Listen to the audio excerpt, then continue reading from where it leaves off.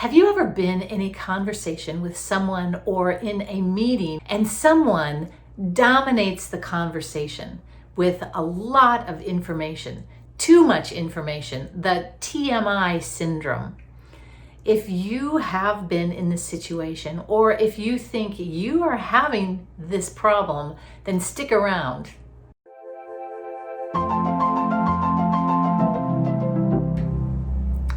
In this episode, we are going to be talking about how to be more clear and concise when speaking. This area in communication is one of the areas I work most with the professional leaders with whom I work. Let's pretend that you are in your staff meeting and you've been asked a question, or maybe you are there to present something that the department needs to know about. Before you even go into your meeting, you really have to have some preparation in order to know how to talk and speak at this meeting. Number one, who is your audience? Who are you talking to and what's important to them? This becomes a lot easier if you are only thinking of one person, but probably in your staff meeting or in a group of people, you don't have the luxury of just picking, of knowing everybody. So you have to look at them from a group standpoint and decide what's important to this group. I often give the analogy of trying to sell something to a small group that you know very, very well. And you know that one of those people in your group is very interested in the details. Another one is the big picture kind of person. And the third one might be a happy-go-lucky, just let's go have some fun. And you are trying to present information to them that is the same, but each one of those receives it in a different way. So you have to be careful about how you present that so that you resonate with each one of those personalities. Even with a group can have a personality. And if it is your staff, perhaps you know something about that group as a whole that you're going to need to appeal to. So knowing your audience is very, very important.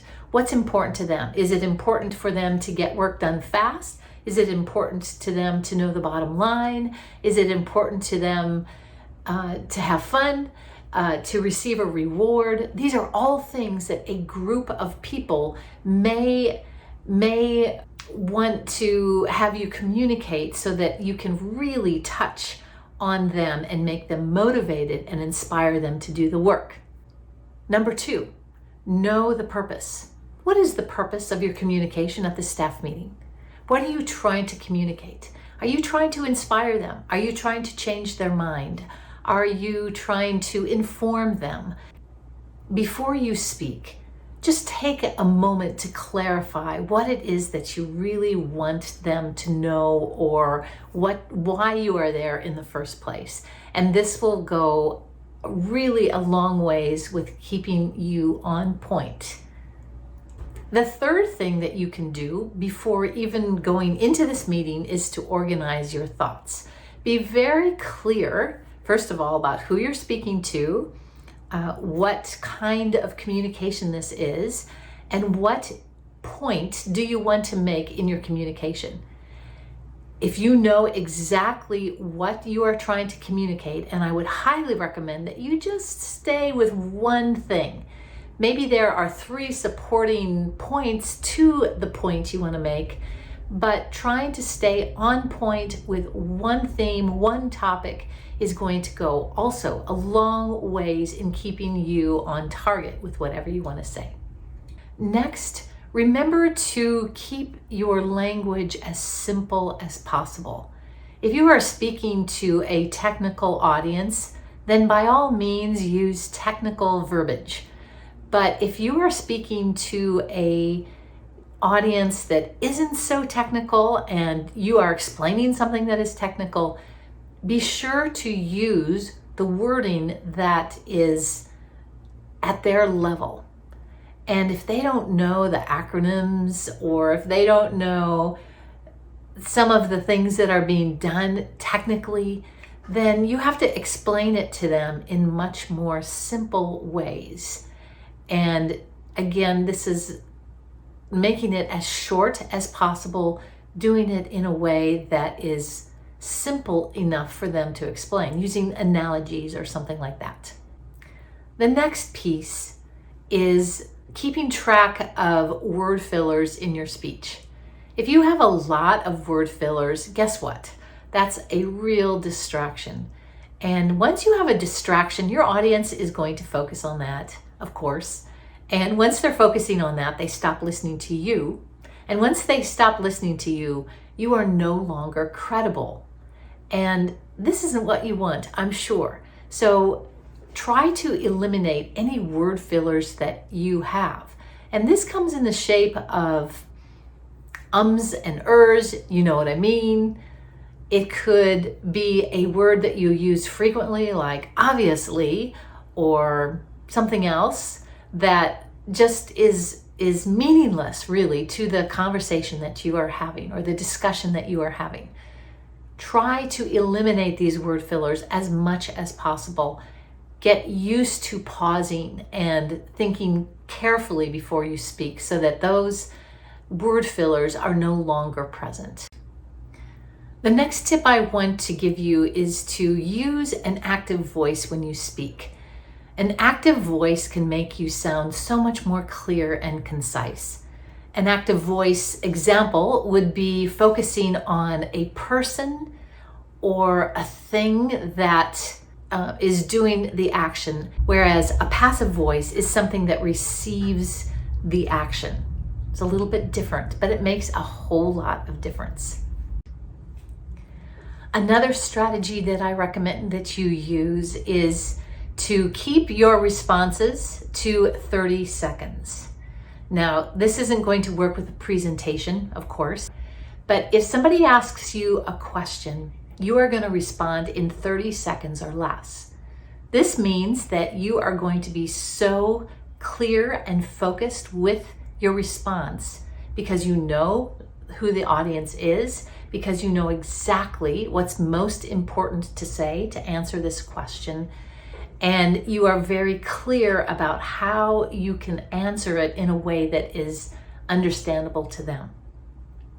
Sometimes when I'm working with clients, I have them give me a response and let them take as much time as they need to answer the question. And oftentimes their response is 1 to 2 minutes long. And I say, no, that's too long. Let's make it really short. What is behind what you want to say? What is the most important piece of information you want to give when you answer this question? And they'll identify it and they'll think about it. And then I say, okay, let's do it and let's do this again. Give me the response. This time I want you to do it in a minute. So they think about it a minute and they take it and they compose a nice 1 minute long response to the question. And then I say, okay, that was good. Now I want you to take off 30 seconds. I want you to say the exact same thing, but I want you to do it in 30 seconds. So they practice that. They are practicing their response in 30 seconds. And sometimes I take it down to 15 seconds. And sometimes then I even take it down to a 7 one-sentence response. This is a very, very cool exercise that you can do. You can answer a question about something and practice it, time it the first one, and then say, okay, I got to rethink this. I'm going to take it down to a little bit less, a little bit less, and a little bit less until you have a very short response. Your short responses will help you become very clear and concise and know exactly what you want to say. The last item that I believe is very important is to listen carefully. You want to listen carefully to whatever is being said, the feedback you are given, the questions that are coming through. What's behind that question? why is it that it's so important to this person, and how can I respond knowing who is asking the question? How can I respond in a way that will be beneficial and resonate with them? So listening for any kind of tone behind it, anything else, any other clues that you might get about why a question is coming up, so that you can answer it in a way concisely and clearly, specifically for the person who is giving you this feedback. If you like this video, I recommend that you listen to many more. There are courses on my website that you can take, specifically on concise speaking, taking you a little further into further detail with these suggestions and tips that I just gave. Just click on the link below. I will put the information in the description below, and please subscribe so that you can get more great tips from us.